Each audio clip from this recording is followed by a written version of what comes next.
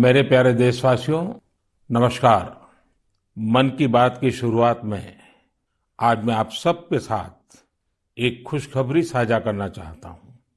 हर भारतीय को यह जानकर गर्व होगा कि देवी अन्नपूर्णा की एक बहुत पुरानी प्रतिमा कनाडा से वापस भारत आ रही है। यह प्रतिमा लगभग 100 साल पहले 1913 के करीब वाराणसी के एक मंदिर से चुराकर देश से बाहर भेज दी गई थी।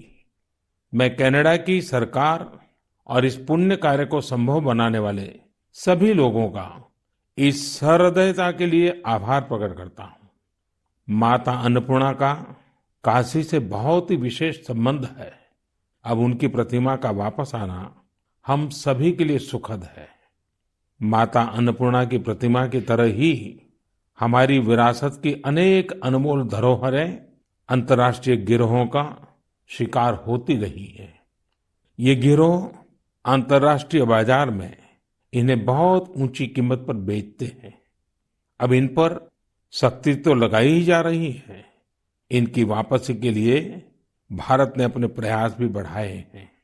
ऐसी कोशिशों की वजह से बीते कुछ वर्षों में भारत कई प्रतिमाओं और कलाकृतियों को वापस लाने में सफल रहा है।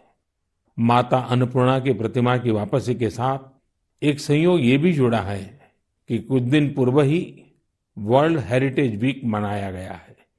वर्ल्ड हेरिटेज वीक संस्कृति प्रेमियों के लिए पुराने समय में वापस जाने, उनके इतिहास के अहम पड़ावों को पता लगाने का एक शानदार अवसर प्रदान करता है।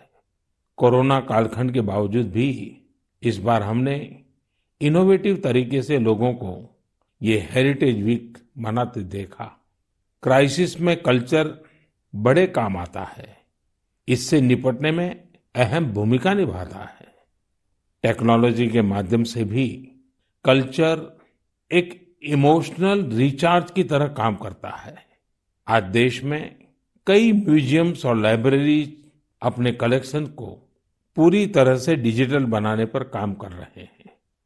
दिल्ली में हमारे राष्ट्रीय संग्रहालय ने इस संबंध में कुछ सराहनीय प्रयास किए हैं। राष्ट्रीय संग्रहालय द्वारा करीब 10 वर्चुअल गैलरीज इंट्रोड्यूस करने की दिशा में काम चल रहा है न मजेदार। अब आप घर बैठे दिल्ली के नेशनल म्यूजियम गैलरीज का टूर कर पाएंगे, जहां एक और सांस्कृतिक धरोहरों को टेक्नोलॉजी के माध्यम से अधिक लोगों तक पहुंचाना अहम है। वहीं इन धरोहरों के संरक्षण के लिए टेक्नोलॉजी का उपयोग भी महत्वपूर्ण है। हाल ही में एक इंटरेस्टिंग प्रोजेक्ट के बारे में पढ़ रहा था। नॉर्वे के उत्तर में स्वालबार्ड नाम का एक द्वीप है। इस द्वीप में एक प्रोजेक्ट आर्कटिक वर्ल्ड आर्काइव बनाया गया है। इस आर्काइव में बहुमूल्य हेरिटेज डेटा को इस तरह से रखा गया है कि किसी भी प्रकार के प्राकृतिक या मानव निर्मित आपदाओं से प्रभावित न हो सके। अभी हाल ही में यह भी जानकारी आई है कि अजंता गुफाओं की धरोहर को भी डिजिटाइज करके इस प्रोजेक्ट में संजोया जा रहा है। इसमें अजंता गुफाओं की पूरी झलक देखने को मिलेगी। इसमें डिजिटलाइज और रिस्टोर्ड पेंटिंग के साथ साथ इससे संबंधित दस्तावेज और कोट्स भी शामिल होंगे। साथियों, महामारी ने एक और जहां हमारे काम करने के तौर तरीकों को बदला है, तो दूसरी ओर प्रकृति को नए ढंग से अनुभव करने का भी अवसर दिया है। प्रकृति को देखने के हमारे नजरिए में भी बदलाव आया है। अब हम सर्दियों के मौसम में कदम रख रहे हैं। हमें प्रकृति के अलग अलग रंग देखने को मिलेंगे। पिछले कुछ दिनों से इंटरनेट चेरी ब्लॉसम की वायरल तस्वीरों से भरा हुआ है। आप सोच रहे होंगे, जब मैं चेरी ब्लॉसम की बात कर रहा हूं तो जापान की इस प्रसिद्ध पहचान की बात कर रहा हूं, लेकिन ऐसा नहीं है। ये जापान की तस्वीरें नहीं है, ये अपने मेघालय के शिलांग की तस्वीरें हैं। मेघालय की खूबसूरती को इन चेरी ब्लॉसम्स ने और बढ़ा दिया है। साथियों, इस महीने 12 नवंबर से डॉक्टर सलीम अली जी का 125वां जयंती समारोह शुरू हुआ है। डॉक्टर सलीम ने पक्षियों की दुनिया में बर्ड वॉचिंग को लेकर उल्लेखनीय कार्य किया है। दुनिया के बर्ड वॉचर्स को भारत के प्रति आकर्षित भी किया है। मैं हमेशा से बर्ड वॉचिंग के शौकीन लोगों का प्रशंसक रहा हूं।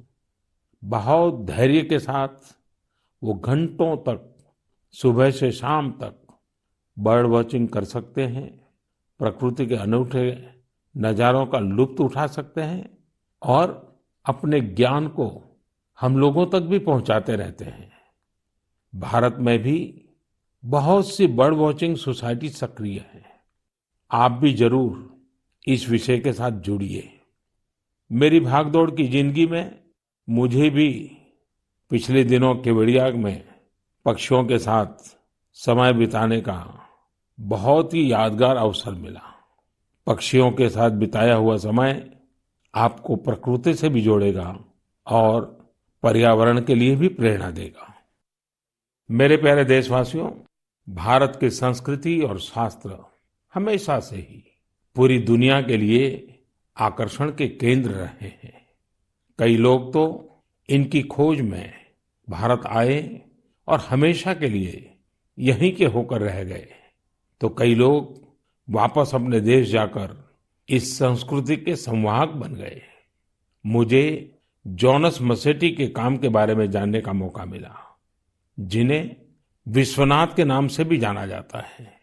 जोनस ब्राजील में लोगों को वेदांत और गीता सिखाते हैं। वे विश्व विद्या नाम की एक संस्था चलाते हैं, जो रियो डी जेनेरो से घंटे भर की दूरी पर पेट्रोपोलिस के पहाड़ों में स्थित है। जॉनस ने मैकेनिकल इंजीनियरिंग की पढ़ाई करने के बाद स्टॉक मार्केट में अपनी कंपनी में काम किया। बाद में उनका रुझान भारतीय संस्कृति और खासकर वेदांत की तरफ हो गया।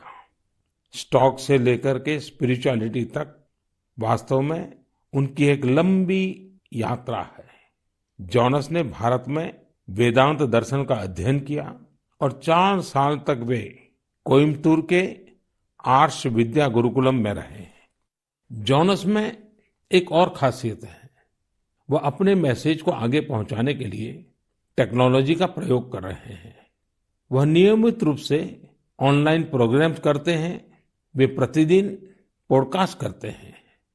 पिछले 7 वर्षों में जॉनस ने वेदांत पर अपने फ्री ओपन कोर्सेज के माध्यम से 1.5 लाख से अधिक स्टूडेंट्स को पढ़ाया है। जॉनस न केवल एक बड़ा काम कर रहे हैं, बल्कि उसे एक ऐसी भाषा में कर रहे हैं जिसे समझने वालों की संख्या भी बहुत अधिक है।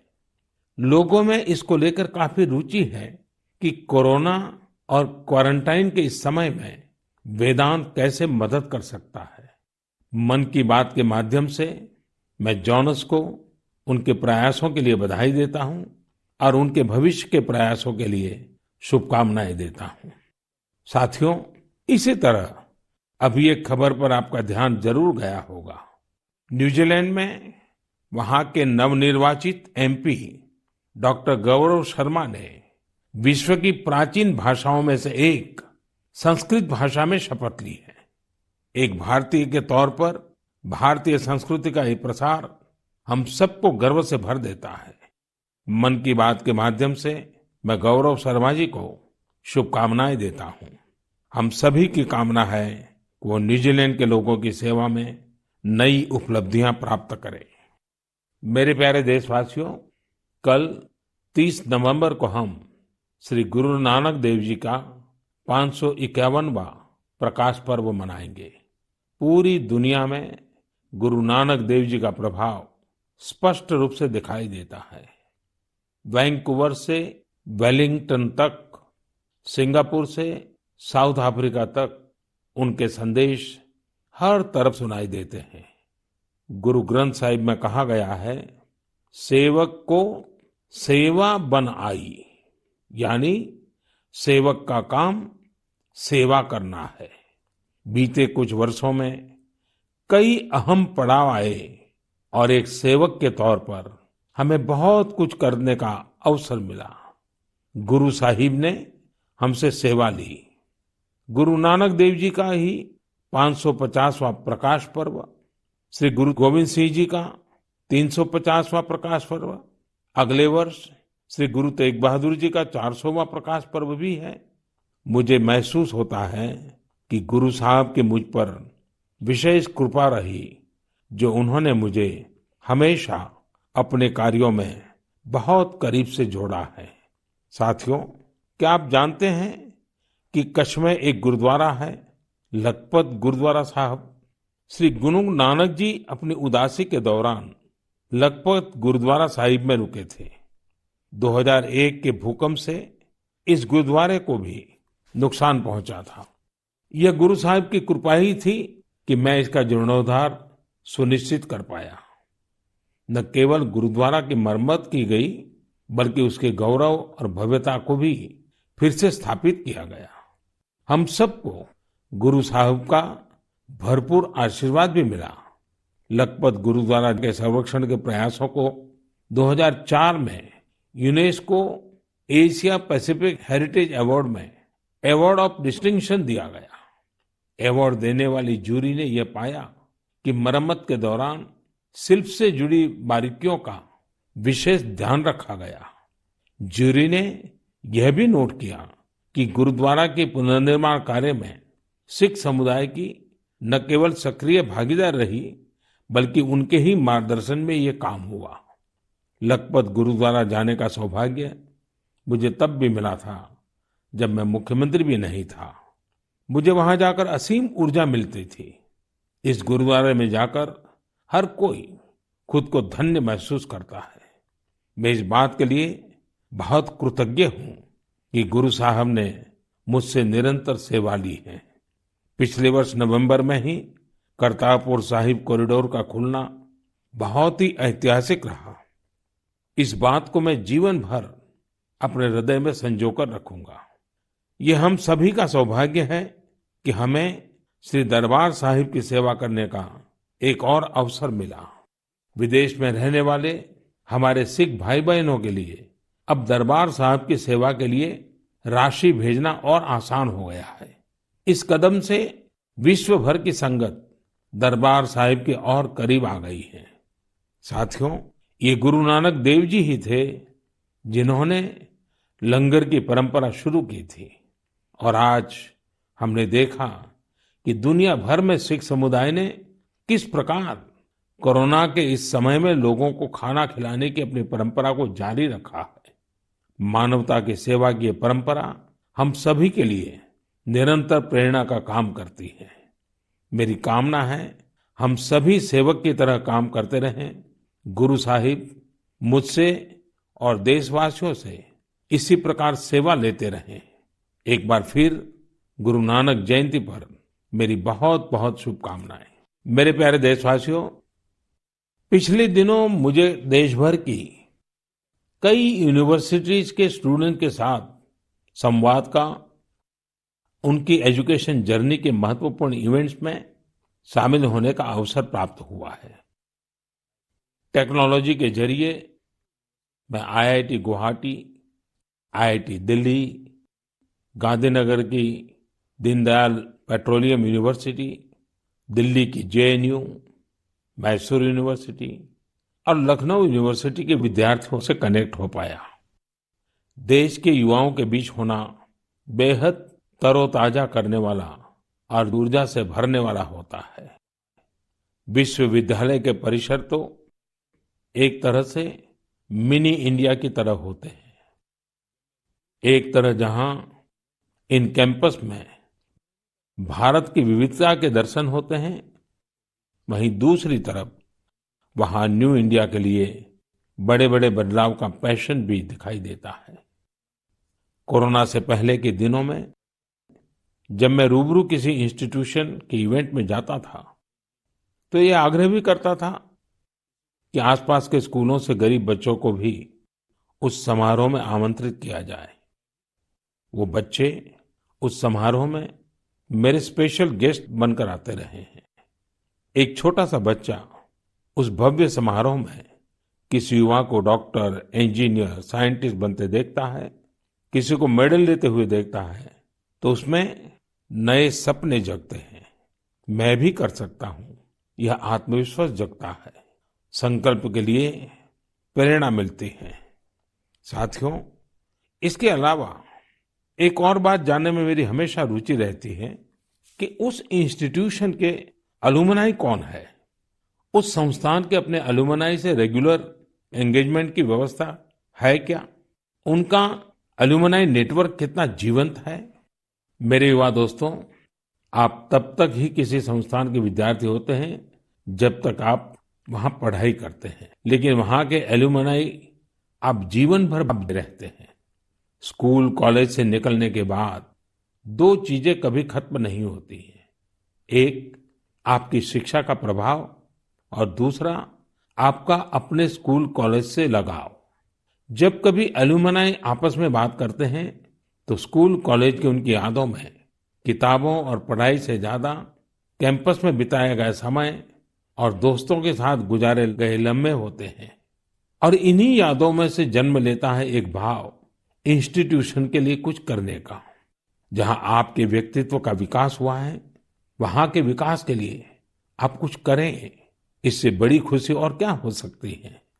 मैंने कुछ ऐसे प्रयासों के बारे में पढ़ा है जहां पूर्व विद्यार्थियों ने अपने पुराने संस्थानों को बढ़ चढ़ करके दिया है। आजकल अलुमनाई इसको लेकर बहुत सक्रिय है।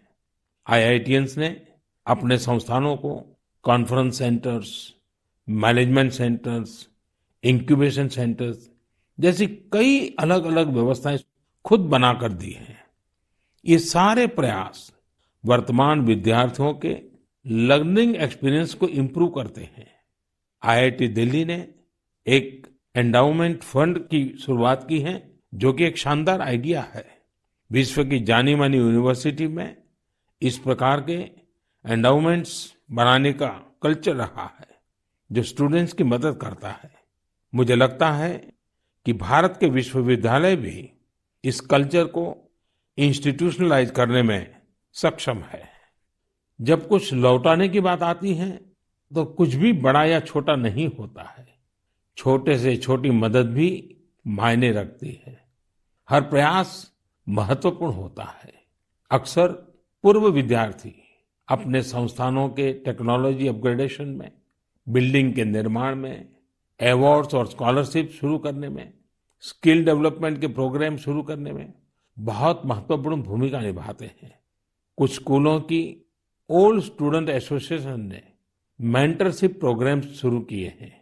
इसमें वे अलग अलग बैच के विद्यार्थियों को गाइड करते हैं, साथ ही एजुकेशन प्रोस्पेक्ट पर चर्चा करते हैं।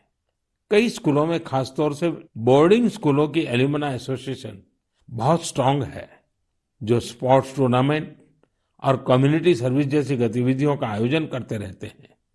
मैं पूर्व विद्यार्थियों से आग्रह करना चाहूंगा कि उन्होंने जिन संस्था में पढ़ाई की है, वहां से अपनी बॉन्डिंग को और अधिक मजबूत करते रहें। चाहे वह स्कूल हो, कॉलेज हो या यूनिवर्सिटी। मेरा संस्थानों से भी आग्रह है कि एल्यूमनाई एंगेजमेंट के नए और इनोवेटिव तरीकों पर काम करें, क्रिएटिव प्लेटफॉर्म्स डेवलप करें, ताकि एल्यूमनाई की सक्रिय भागीदारी हो सके। बड़े कॉलेज और यूनिवर्सिटीज ही नहीं, हमारे गांवों के स्कूल्स का भी strong, vibrant, active alumni network हो। मेरे प्यारे देशवासियों, 5 दिसंबर को श्री अरबिंदो की पुण्यतिथि है। श्री अरबिंदो को हम जितना पढ़ते हैं, उतनी ही गहराई हमें मिलती जाती है। मेरे युवा साथी श्री अरबिंदो को जितना जानेंगे, उतना ही अपने आप को जानेंगे, खुद को समृद्ध करेंगे। जीवन की जिस भाव अवस्था में आप हैं, जिन संकल्पों को सिद्ध करने के लिए आप प्रयासरत हैं, उनके बीच आप हमेशा से ही श्री अरबिंदो को एक नई प्रेरणा देते पाएंगे, एक नया रास्ता दिखाते हुए पाएंगे।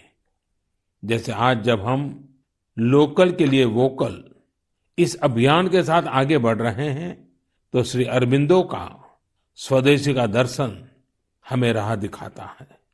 बांग्ला में एक बड़ी ही प्रभावी कविता है, छोइशुतो पॉयमोन्तो आसे तुंग होते दिस्लाई काठी ताऊ आसे पोते प्रोदीप्ति जालिते खेते छूते जेते किछुते लोग नॉय शादीन। यानी हमारे यहाँ सुई और दिया सलाई तक विलायती जहाज से आते हैं। खाने पीने सोने किसी भी बात में लोग स्वतंत्र नहीं है। वो कहते भी थे स्वदेशी का अर्थ है कि हम अपने भारतीय कामगारों कारीगरों की बनाई हुई चीजों को प्राथमिकता दें। ऐसा भी नहीं कि श्री अरबिंदो ने विदेशों से कुछ सीखने का भी कभी विरोध किया हो। जहां जो नया है वहां से हम सीखें। जो हमारे देश में अच्छा हो सकता है उसका हम सहयोग और प्रोत्साहन करें। यही तो आत्मनिर्भर भारत अभियान में वोकल फॉर लोकल मंत्र की भी भावना है। खासकर स्वदेशी अपनाने को लेकर उन्होंने जो कुछ कहा वो आज हर देशवासी को पढ़ना चाहिए। साथियों, इसी तरह शिक्षा को लेकर भी श्री अरबिंदो के विचार बहुत स्पष्ट थे। वो शिक्षा को केवल किताबी ज्ञान डिग्री और नौकरी तक की सीमित नहीं मानते थे। श्री अरबिंदो कहते थे हमारी राष्ट्रीय शिक्षा हमारी युवा पीढ़ी के दिल और दिमाग की ट्रेनिंग होनी चाहिए। यानी मस्तिष्क का वैज्ञानिक विकास हो और दिल में भारतीय भावनाएं भी हो। तभी एक युवा देश का और बेहतर नागरिक बन पाता है। श्री अरबिंदो ने राष्ट्रीय शिक्षा को लेकर जो बात तब कही थी, जो अपेक्षा की थी, आज देश उसे नई राष्ट्रीय शिक्षा नीति के जरिए पूरा कर रहा है। मेरे प्यारे देशवासियों, भारत में खेती और उससे जुड़ी चीजों के साथ नए आयाम जुड़ रहे हैं। बीते दिनों हुए कृषि सुधारों ने किसानों के लिए नई संभावनाओं के द्वार भी खोले हैं। बरसों से किसानों की जो मांग थी, जिन मांगों को पूरा करने के लिए किसी न किसी समय में हर राजनीतिक दल ने उनसे वायदा किया था, वो मांगे पूरी हुई हैं। काफी विचार विमर्श के बाद भारत की संसद ने कृषि सुधारों को कानूनी स्वरूप दिया। इन सुधारों से न सिर्फ किसानों के अनेक बंधन समाप्त हुए हैं, बल्कि उन्हें नए अधिकार भी मिले हैं, नए अवसर भी मिले हैं। इन अधिकारों ने बहुत ही कम समय में किसानों की परेशानियों को कम करना शुरू कर दिया है। महाराष्ट्र के धुले जिले के किसान जितेंद्र भोईजी ने नए कृषि कानूनों का इस्तेमाल कैसे किया, ये आपको भी जानना चाहिए। जितेंद्र भोईजी ने मक्के की खेती की थी और सही दामों के लिए उसे व्यापारियों को बेचना तय किया। फसल की कुल कीमत तय हुई करीब 3,32,000 रुपये। जितेंद्र भोई को 25,000 रुपये एडवांस भी मिल गए थे।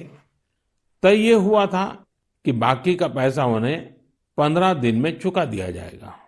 लेकिन बाद में परिस्थितियां ऐसी बनी कि उन्हें बाकी का पेमेंट नहीं मिला। किसान से फसल खरीद लो, महीनों महीनों पेमेंट न करो। संभवतः मक्का खरीदने वाले बरसों से चली आ रही उसी परंपरा को निभा रहे थे।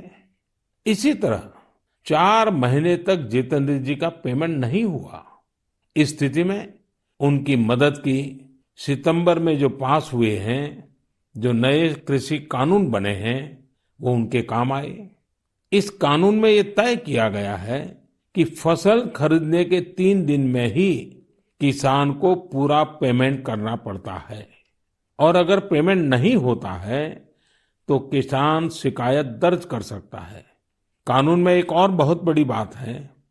इस कानून में ये प्रावधान किया गया है कि क्षेत्र के एसडीएम को 1 महीने के भीतर ही किसान की शिकायत का निपटारा करना होगा। अब जब ऐसे कानून की ताकत हमारे किसान भाई के पास थी तो उनकी समस्या का समाधान तो होना ही था। उन्होंने शिकायत की और चंद ही दिन में उनका बकाया चुका दिया गया। यानी कि कानून की सही और पूरी जानकारी ही जितेंद्र जी की ताकत बनी। क्षेत्र कोई भी हो, हर तरह के भ्रम और अफवाहों से दूर सही जानकारी हर व्यक्ति के लिए बहुत बड़ा संबल होती है। किसानों में जागरूकता बढ़ाने का ऐसा ही एक काम कर रहे हैं राजस्थान के बारां जिले में रहने वाले मोहम्मद असलम जी।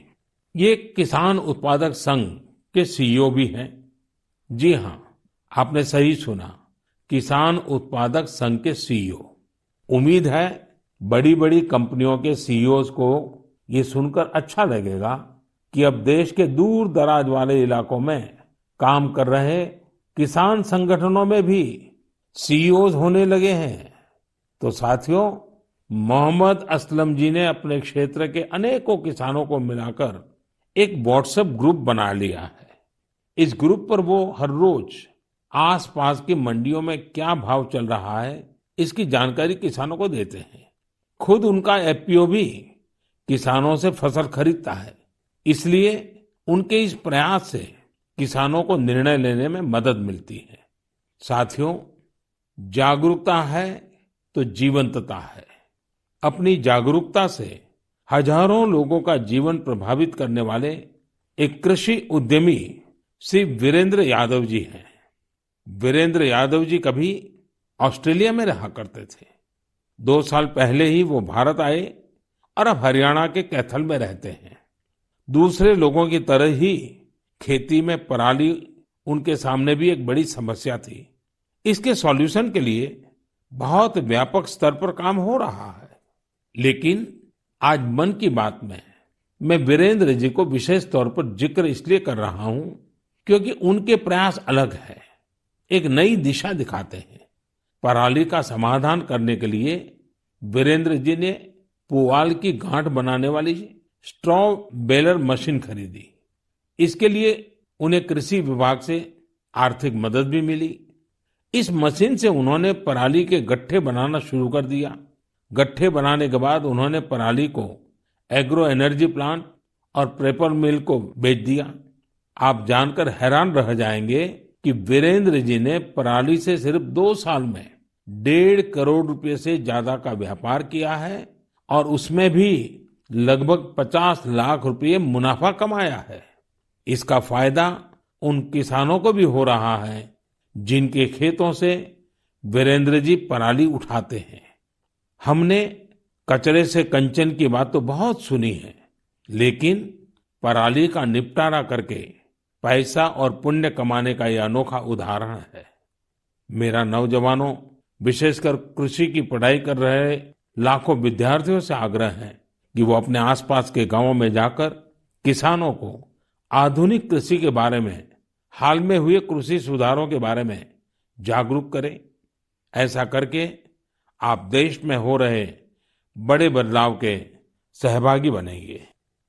मेरे प्यारे देशवासियों, मन की बात में हम अलग अलग भांति भांति के अनेक विषयों पर बात करते हैं, लेकिन एक ऐसी बात को भी 1 साल हो रहा है जिसको हम कभी खुशी से याद नहीं करना चाहेंगे। करीब करीब 1 साल हो रहे हैं जब दुनिया को कोरोना के पहले केस के बारे में पता चला था। तब से लेकर अब तक पूरे विश्व ने अनेक उतार चढ़ाव देखे हैं। लॉकडाउन के दौर से बाहर निकलकर अब वैक्सीन पर चर्चा होने लगी है, लेकिन कोरोना को लेकर किसी भी तरह की लापरवाही अब भी बहुत घातक है। हमें कोरोना के खिलाफ अपनी लड़ाई को मजबूती से जारी रखना है। साथियों, कुछ दिनों बाद ही 6 दिसंबर को बाबा साहब आम्बेडकर की पुण्यतिथि भी है। ये दिन बाबा साहब को श्रद्धांजलि देने के साथ ही देश के प्रति अपने संकल्पों, संविधान ने एक नागरिक के तौर पर अपने कर्तव्यों को निभाने की जो सीख हमें दी है, उसे दोहराने का है। देश के बड़े हिस्से में सर्दी का मौसम भी जोर पकड़ रहा है। अनेक जगहों पर बर्फबारी हो रही है। इस मौसम में हमें परिवार के बच्चों और बुजुर्गों का, बीमार लोगों का विशेष ध्यान रखना है। खुद भी सावधानी बरतनी है। मुझे खुशी होती है जब मैं ये देखता हूं कि लोग अपने आसपास के जरूरतमंदों की भी चिंता करते हैं। गर्म कपड़े देकर उनकी मदद करते हैं। बेसहारा जानवरों के लिए भी सर्दियां बहुत मुश्किल लेकर आती हैं। उनकी मदद के लिए भी बहुत लोग आगे आते हैं। हमारी युवा पीढ़ी इस तरह के कार्यों में बहुत बढ़-चढ़ कर सक्रिय होती है। साथियों, अगली बार जब हम मन की बात में मिलेंगे तो 2020 का ये वर्ष समाप्ति की ओर होगा। नई उम्मीदें, नए विश्वास के साथ हम आगे बढ़ेंगे। आप जो भी सुझाव हो, आइडियाज हो, उन्हें मुझ तक जरूर साझा करते रहिए। आप सभी को बहुत बहुत शुभकामनाएं। आप सब स्वस्थ रहें, देश के लिए सक्रिय रहें। बहुत बहुत धन्यवाद।